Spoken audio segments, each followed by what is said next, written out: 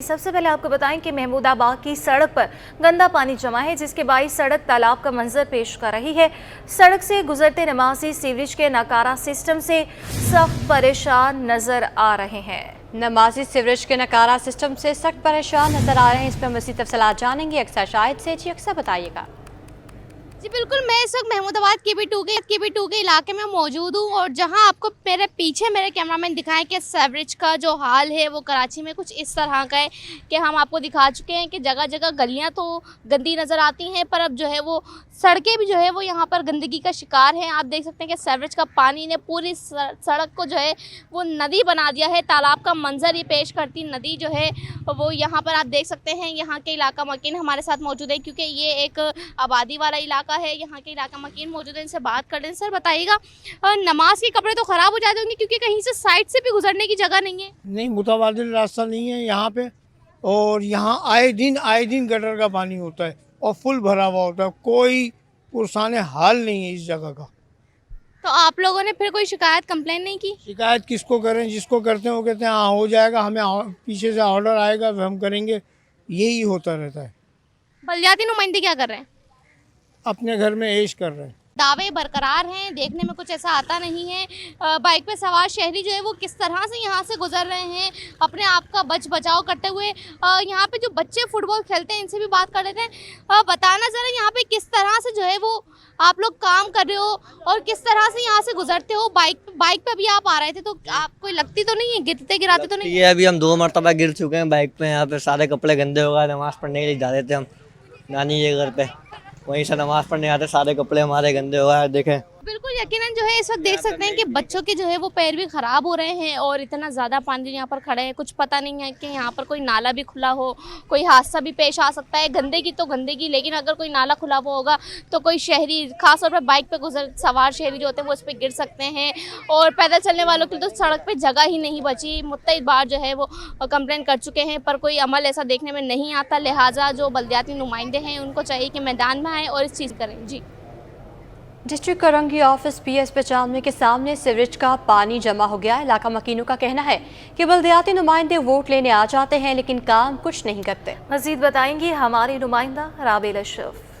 जी बिल्कुल, इस वक्त मौजूद हूँ डिस्ट्रिक्ट कोरंगी ऑफिस PS 95 के बिल्कुल सामने, जहाँ पर सीवरेज का पानी जो है आवाम के लिए मुश्किल का बाइस बन गया है। मेरे कैमरामैन सज्जाद आपको दिखा सके तो यहाँ पर जो है गटर का पानी जो है काफ़ी तादाद में जमा है यहाँ पर। साथ ही साथ साल हो गए यहाँ पर इसी तरह जो है वो सीवरेज का मसाइल हैं और लोगों को जो है शदीद मुश्किलात का सामना करना पड़ता है। साथ ही साथ यहाँ पर इमाम बारगाह भी सामने ही है, इसी तरह मस्जिद भी बिल्कुल सामने ही मौजूद है। यहाँ से जो है नमाजियों गुजरना होता होगा, उनको मुश्किलात का सामना करना पड़ता होगा क्योंकि सारा सीवरेज का पानी है यहाँ पर। पूरी जो आप देख सकते हैं कि आगे से बहता हुआ ये पानी सीवरेज का जो है वो बहता हुआ आ रहा है और पूरे रोड को जो है इसने कवर किया हुआ है। हमारे साथ इलाका मकीन मौजूद है, इनसे मजीद जान लेते। भाई मुझे बताइए मसला कब का है और अब तक कोई काम नहीं हो सका?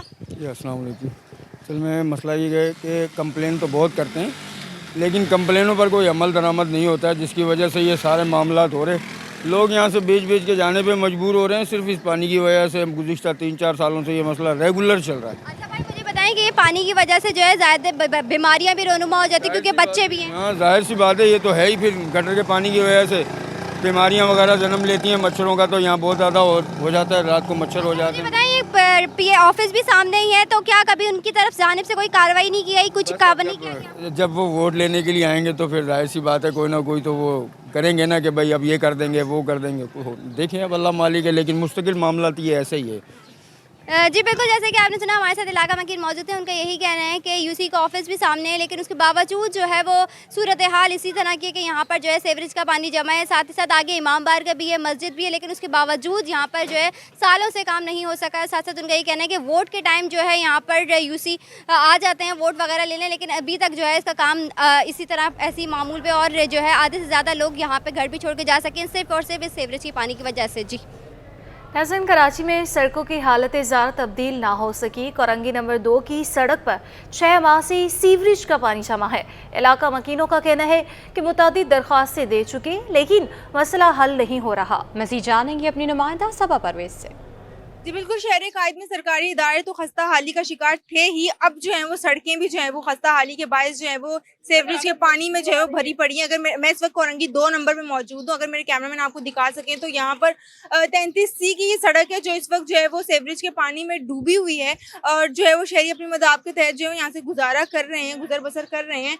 बच्चों का यहाँ से जो है वो गुजरना होता है, स्कूल अकेडमीज़ यहाँ पर जो है वो मुकीम है। इसके साथ साथ जो है वो बच्चे जो है वो हादसात के बायस जो है वो अपनी मदाद के तहत यहाँ से आना जाना करते हैं।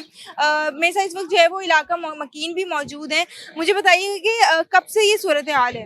बता तो रही 6-7 महीने हो चुके हैं यहाँ पे, हम बहुत परेशान हो गए इनके अंदर से, इतनी परेशानी हो गई कि हम लोग बहुत तंग आ चुके हैं इसके चाहते कि यहाँ से भाग जाए छोड़कर, इतना गंद हुआ है। तो किस तरह से आप लोग, ये पानी इलाके का पानी है या फिर ये कहीं और से आ रहा है? नहीं, यही मैनोलों से आ रहा है पानी, मैनोलों को कोई खाली नहीं करवाया जा रहा, किसी कोई जमादार नहीं आ रहा, कुछ नहीं आ रहा यहाँ पे, ना कोई झाड़ू देने वाला आता है, यहाँ कोई कुछ नहीं हो रहा है बस। अंकल मुझे बताइएगा कि किस तरह से यहाँ से बच्चे गुजरते हैं, बड़े बूढ़े मस्जिद नमाज के लिए जाना होता है, स्कूल जाना होता है, किस तरह से गुजरते हैं? ये इस तरीका ये है कि ऐसे कपड़े ऊंचे किए, फिर जाते हैं घर से वजू करके जाते हैं, फिर मस्जिद में जाके फिर दोबारा हाथ पैर साफ करने पड़ते हैं। पीपल्स पार्टी वालों के पास भी हम लोग हो रखे, तो पीपल्स पार्टी वालों ने गाड़ियां भेजी थी, लेकिन वो काम करके गए, शाम में फिर पानी आना शुरू हो गया। जी बिल्कुल, जैसा कि आपने सुना कि दरख्वास्तें दी लेकिन कोई अमल दरामद नहीं हुआ। एक दिन गाड़ी आई और सिर्फ पानी निकाला और चले गए, अगले दिन जो है वो पानी वापस आ गया। इसके साथ इनका यही कहना है कि ये 6-7 महीने से जो है वो इस सड़क का यही हाल है और कोई इनसे जो है वो यहाँ पर अमल दरामद नहीं हो रहा। महकमे जो है वो दूसरी तरफ से जो है वो इन्होंने शिकायत की हैं। बच्चे जहाँ से गुजरते हैं, मस्जिद के लिए जाना होता है, तो वो उसके लिए इन्हें जो है वो शदीद मुश्किलात का सामना करना पड़े। जी, कराची यूनिवर्सिटी की असातिज़ा तंजीम इवनिंग क्लासेस के बाइकॉट पर बासिद है। आज 5वें रोज़ भी अंजुमन असातिज़ा ने इवनिंग क्लासेस का बाइकॉट कर रखा है। इस हवाले से तफसीलात जानेंगे अपने नुमाइंदे सैयद ज़ुबैर राशिद से। हाँ जी बिल्कुल, देखिए कराची यूनिवर्सिटी का इवनिंग प्रोग्राम की मौतली का आज 5वां रोज़ है और आज भी अंजुमन असातिज़ा जो है सरापा एहतजाज हैं और वाजिबात की अदम अदायगी के सबब जो है ये एहतजाज जो है एक तवील रुख जो है इख्तियार कर चुका है। सदर अंजुमन असातिज़ा डॉक्टर सौलिया रहमान की ज़ेर सदारत आज जामिया कराची के स्टाफ क्लब में अंजुमन असातिज़ा का एक इजलास भी मुनक्किद हुआ, जिसमें आगे के लाएअमल के हवाले से बताया गया, लेकिन उसमें ये बात वाज़ेह कर दी गई है कि जुमरात की जनरल बॉडी के इजलास से पहले जो है वो जामिया कराची की इवनिंग क्लासेस का जो मौतली का मामला है तो क्लासेस जो है बदस्तूर मौतल ही रहेंगी। इस हवाले से मजीद भी तफसीलात जानते हैं। मेरे साथ सीनियर नायब सदर गुफरान आलम साहब, सदर अंजुमन असातिज़ा इस वक्त मेरे साथ मौजूद हैं। मुझे बताइए क्या मामला है, कब तक ये इवनिंग क्लासेस मौतल रहेंगी और अब लाएअमल के हवाले से मुझे बताइए जो इजलास मुनक्किद हुआ क्या फैसले हुए? जी बिल्कुल, जैसा आपने बताया वैसे ही है कि हमारे इजलास ने यही फैसला किया है कि जब तक इन तमाम मुतालबात ये पूरे नहीं होते, इनके हुसूल तक जो है वो हमारी इवनिंग का बाइकआउट अभी जारी रहेगा और जुमरात को जो जनरल बॉडी हमारी होने जा रही है उसमें मजीद जो है वो लाएअमल के हवाले से फ़ैसले किए जाएंगे। अभी सरेदस्त मसला ये है कि क्योंकि लोगों का सब्र का पैमाना लबरेज हो चुका है तो इसमें बहुत सारे मसाइल अब सामने आ रहे हैं, जैसे मेडिकल के बिल पे नहीं हुए, इसी तरीके से इवनिंग के बिल तो थे ही पेंडिंग, इसी के साथ साथ जो है वो रेम्यूनरेशन सेमेस्टर की नहीं मिल रही, जो है वो इजाफी तनख्वाह नहीं मिल रही। इसी के साथ साथ पूरी दुनिया में जहाँ इवन स्कूल भी अपने एम्प्लॉयज़ की फ़ीस को एग्जाम करते हैं, वो यहाँ पर यह हालात हैं कि हमारे यहाँ जो फ़ीस एग्जामेशन का मामला था वो भी रोक दिया गया है। तो इन तमाम मसाइल की वजह से असातिज़ा में जो है वो शदीद गम और गुस्सा पाया जाता है और असातिज़ा का ये कहना है कि अब हम 1 इंच पीछे नहीं हटेंगे जब तक हमारे मुतालबात मान नहीं लिए जाते। गुफरान मुझे बताइएगा कि इसके अलावा अभी जो सप्ला है, क्या उनके नुमाइंदगान से भी आप लोगों की बात हुई है? मैंने सुना है कि वो लोग भी आपके ये जो हड़ताल है उसकी हिमायत का ऐलान करने जा रहे हैं। जी बिल्कुल, वो भी हमारे मसाइल को समझते हुए उन्होंने इस बात का इरादा किया है कि वो शाना बशाना हमारे साथ खड़े हैं और अगले लाएअमल के बाद जो है वो बिल्कुल हमारे साथ हमारे एहतजाज में शामिल होंगे। इनके एहतजाज में शामिल होंगे। ताहम ये बात वाज़ेह कर दी गई है अंजुमन असातिज़ा की जानिब से कि जुमरात से कबल जो है कोई फैसला नहीं किया जाएगा, क्लासेस जो है मुअत्तल रहेंगी। ताहम वाजिबात की अदम अदायगी के सबब जो है अंजुमन असातिज़ा की जानिब से क्लासेस का बाइकआउट किया गया है। जी, नायब सदर होलसेल मेडिसिन मार्केट ने आंखों के कतरों की कीमत में 150% तक इजाफे का दावा कर दिया। आमिर मलिक ने कहा कि डिमांड बढ़ने की वजह से रिटेलर्स ने ब्लैक मार्केटिंग शुरू कर दी है, जिसकी वजह से कीमत 60 से बढ़कर 150 रुपये तक पहुंच गई है। काविश मेमन से तफसीलात जानते हैं।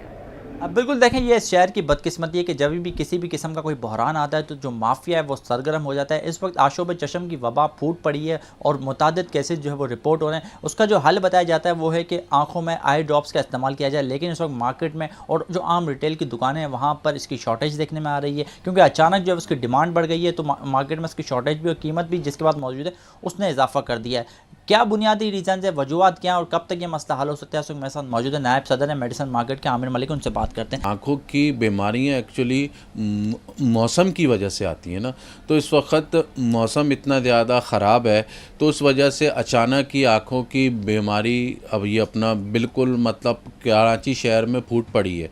उसकी वजह से हुआ यह है कि जो कि एकदम शॉर्टेज की जो वजह आई है आई ड्रॉप की, तो उसकी वजह यह है कि एकदम डिमांड बढ़ गई और कंपनियां अपना पूरी सप्लाइयां नहीं दे सक रही हैं होलसेल मार्केट में या रिटेल के अंदर, क्योंकि कंपनी को चाहिए कि सबसे ज़्यादा अपना क्या कहते हैं रिटेल के अंदर सप्लाई दें कि एंड यूज़र तक ये आराम से दस्तयाब हो। ठीक है, उसके बाद जो है इसके बाद इतना ये मामलात इतना पेचीदा हो गया है कि जो ड्रॉप 60 रुपये का था वो 150 रुपये तक पहुंच गया है, 140 तक पहुंच गया। और जो ड्रॉप जो अच्छी मल्टीनेशनल कंपनियां जो बनाती हैं जिनका ड्रॉप 160 रुपये का ये होता था वो 180 और 200-250 रुपये तक पहुंच गया है इस टाइम। रिटेल के अंदर आप देख लें, अभी आप अगर ये अगर आप और हॉस्पिटलों के बाहर जो रिटेल शॉप बनी हुई हैं तो ज़ाहिर है जब आप दवाई लेने जाते हैं तो वो आपको जब दवाई नहीं मिल रही होती तो वो आपको कुछ पैसे ज़्यादा रख के दवाई देते हैं, जो कि गलत है। जैसे अब्बासी हुआ या फिर जिन्ना अस्पताल हुआ, उनके बाहर जो केमिस्ट बैठे होते हैं वो असल तो देखें, आप डॉक्टर को दिखाने के बाद दवाई लेने तो फ़ौरन आप मेडिकल स्टोर पे जाते हैं, तो ये कंपनी का फ़र्ज़ बनता है कि उन मेडिकल स्टोरों पे वो अद्वियात मुहैया रखे। बिल्कुल देखें, नायब सदर मेडिसिन मार्केट आमिर मलिक हमारे साथ मौजूद थे। उनका कहना है कि एक्सेप्ट किया है कि मार्केट में बिल्कुल जो है ब्लैक मार्केटिंग हो रही है और जिसकी वजह से कीमतों में मनमाना इजाफा कर दिया गया और तमाम तौर सूरत में आवाम को मुश्किलात का सामना करना पड़ रहा है। जी बात करें चीनी की कीमतों के हवाले से, और आपको बताएं कि स्मगलर्स के खिलाफ क्रैकडाउन के मुस्बत असरात सामने आने लगे। होलसेल मार्केट में चीनी की कीमत में मज़ीद 3 रुपये कमी हो गई है। होलसेल मार्केट में चीनी 152 से कम होकर 149 रुपये पर आ गई, जबकि 50 किलो की बोरी 7,450 रुपये में फ़रोख्त की जा रही है। होलसेल ग्रोसर्स एसोसिएशन का कहना है कि सट्टेबाजों और ज़ख़ीरा अंदोज़ों के खिलाफ क्रैकडाउन की वजह से चीनी की कीमत में कमी हो रही है। सिंध हुकूमत ने महकमा बराए समाजी बहबूद के 15 ग्रेड के 21 असिस्टेंट सोशल अफसरान को 17 ग्रेड में असिस्टेंट डायरेक्टर्स के ओहदों पर तरक्कियां दे दी, जिसका महकमा बराए समाजी बहबूद ने नोटिफिकेशन भी जारी किया है। इन तरक्कियों के हवाले से मज़ीद तफसीलात जानने के अपने नुमाइंदे आज़ाद नोड़ी से जी आज़ाद बताएगा कि किस किस को तरक्की दी गई है।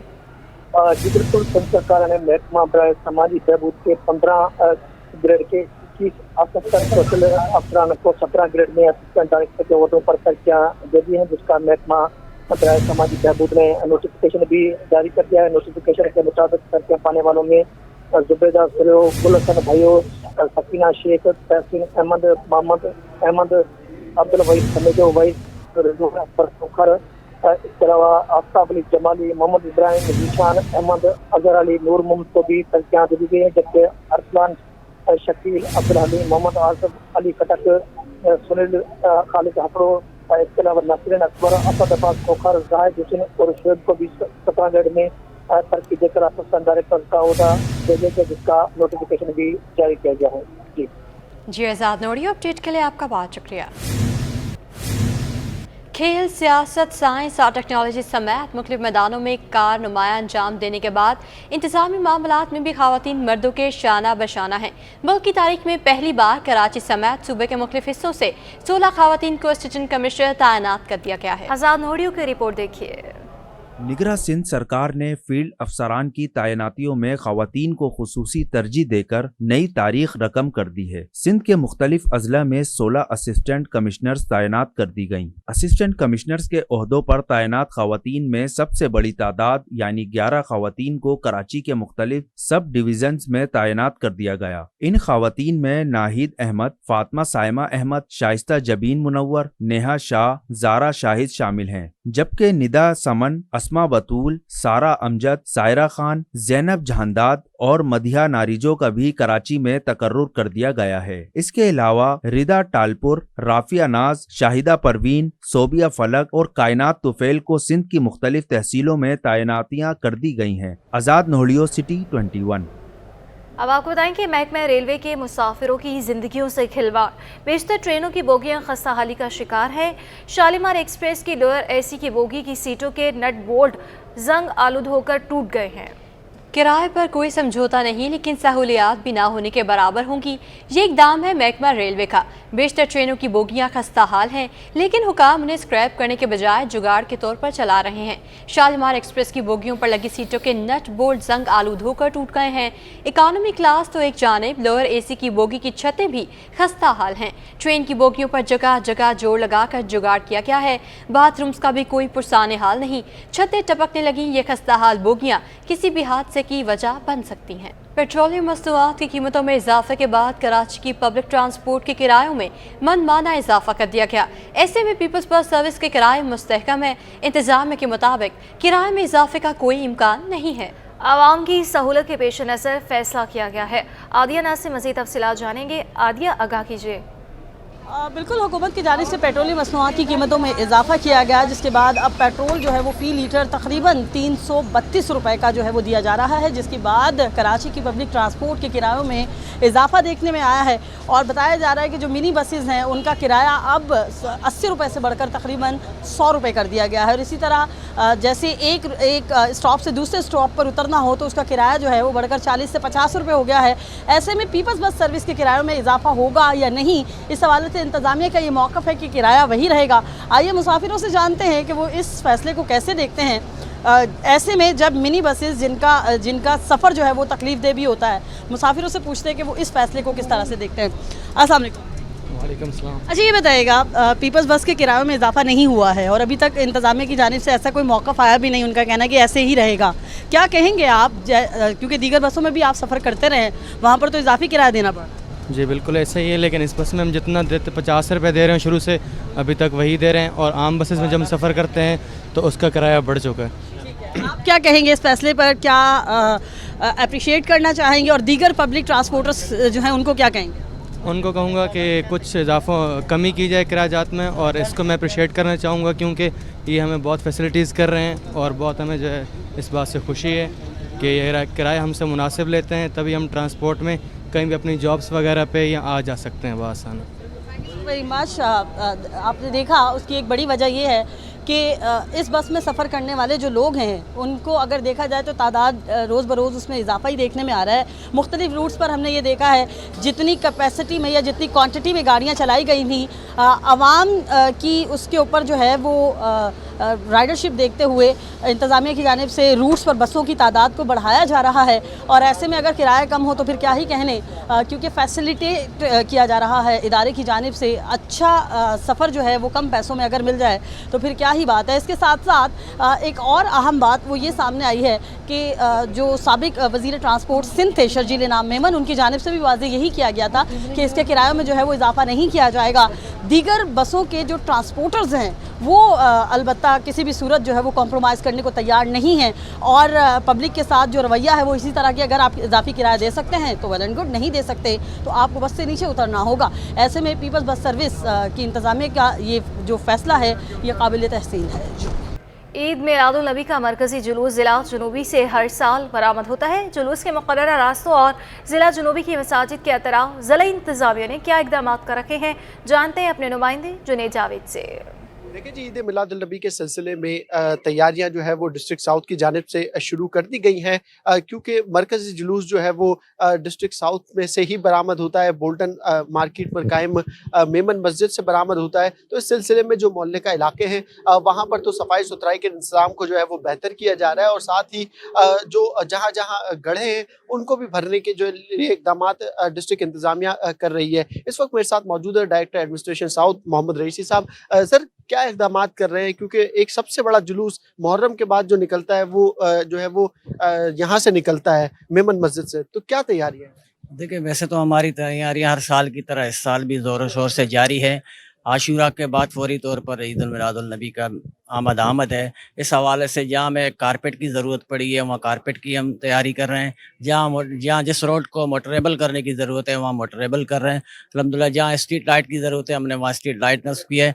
हम मुख्तलिफ जो है ना DMC साउथ की तरफ से मुख्तलिफ जितने भी डिपार्टमेंट्स हैं और ख़ासकर 2 चेयरमैन ने लियारी और सदर, उनके साथ भी हमारी मुस्तकिल कोऑर्डिनेशन है। जहाँ ज़रूरत पड़ती है काम करने की वहाँ फौरी तौर पर हम अपने अमले को पहुँचा देते हैं। रही बात सफाई सुथराई के हवाले से, सॉलिड वेस्ट वाले भी हमारे साथ ऑन बोर्ड हैं। उनके सब इंस्पेक्टर CSI हज़रात वो भी हर वक्त हमारे साथ तैयार रहते हैं, हर वक्त काम करने के हवाले से। मैं समझता हूँ डिस्ट्रिक्ट साउथ वाहिद जो है ना डिस्ट्रिक्ट है डिफंक्ट जो पूरे कराची शहर में जहाँ हर वक्त प्रोसेशन की जुलूस भी यहीं से गुज़रती है और ईद उल मिलादुल नबी के हवाले से भी जुलूस यहीं से गुज़रती है। तो हमारी पूरी कोशिश है कि हम हर तरह की सहूलत जो है ना फराहम कर सकें। जी बिल्कुल, इंतज़ामिया ने जो है वो अपनी तैयारियों के लिए जो है वो इक़दामात करना शुरू कर दिए हैं, क्योंकि सबसे बड़ा मसला जो है वो स्ट्रीट लाइट्स का होता है। क्योंकि जब दोपहर के वक्त जुलूस बरामद होता है तो रात गए तक जो है लोगों की आमद व रफ्त का सिलसिला जारी रहता है। और जब यहाँ से जुलूस मेमन मस्जिद से बरामद होता है तो उस वक्त भी जो है वो ख़ासा जो है वो लोगों को जो है पिछले साल सेवरेज की वजह से परेशानी का सामना करना पड़ा था। ताहम सेवरेज बोर्ड इंतज़ामिया का भी यही कहना है कि हमने जो है वो सेवरेज के मसाइल हल कर लिए हैं। रुक करें खेल के मैदान का तो शहर-ए-कायद में ग्लोबल कप वेट रनर क्रिकेट टूर्नामेंट कल से शुरू होगा। साबिक ऑलराउंडर्स अब्दुल रज़ाक का कहना है कि इवेंट में उम्दा कारकर्दगी पेश करने की कोशिश करेंगे। मज़ीद बता रहे हैं हमारे नुमाइंदे जावेद इकबाल।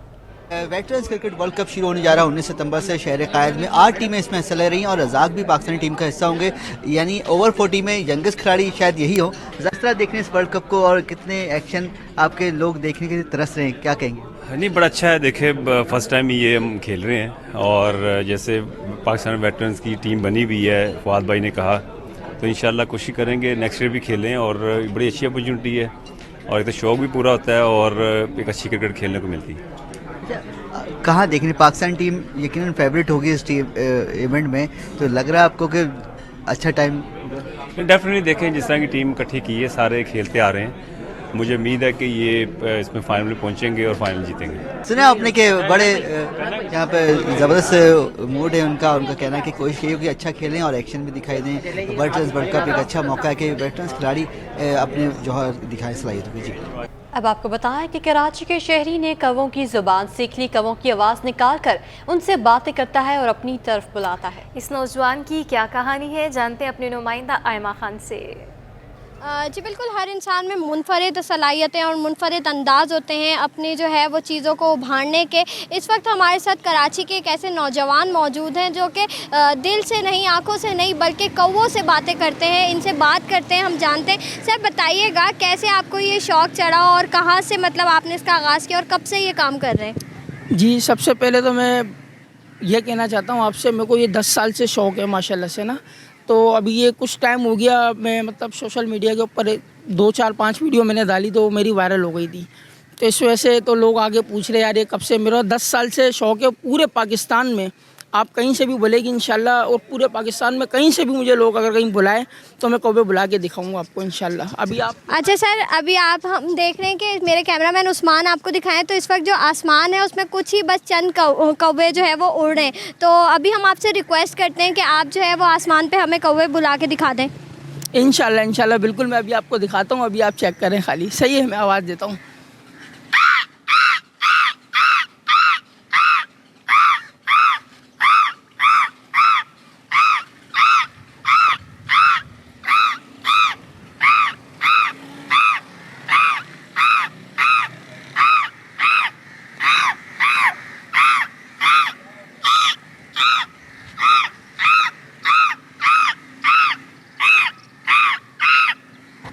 चेक कर रहे हैं आप, ये अभी 1 मिनट बाद ही इंशाल्लाह यहाँ सारे ये भेड़ी आएंगे। अभी सारे सामने दीवार के ऊपर, तारों के ऊपर, ये आगे पीछे सब भेड़ी आएंगे। अब तो आपने चेक कर लिया, लोग मानते नहीं है। लोग बोलते हैं बीफ का टुकड़ा फेंका आपने या गोश्त डाल रहे या कुछ हो रहा है, तो लोग मानते ही नहीं है बात। तो अलग के लोग बोलते हैं यार ये बुला ही नहीं सकता है। अक्सर मैंने लोगों को बताया तो नहीं मानते। जी बिल्कुल, जैसे कि आपने देखा मेरे साथ कराची के एक ऐसे नौजवान मौजूद थे जो दिल से, आंखों से नहीं बल्कि कौवों से बातें करते हैं और इनकी आवाज़ लगाने के बाद पहले जो है वो आसमान मुकम्मल तौर पे खाली था, 2-4 कौवे जो है वो आसमान पे उड़ रहे थे, लेकिन जैसे ही इन्होंने कौवों की आवाज़ निकाली और आवाज़ निकालने के बाद जो है वो आसमान पर जो है वो बेशुमार कौवे जो है वो आ गए हैं। और इनकी आवाज़ निकालने के बाद, और ये बात वाकई में सच है कि ये जो है वो कौवों की आवाज़ निकालते हैं और कौवों से बातें करते हैं। जी।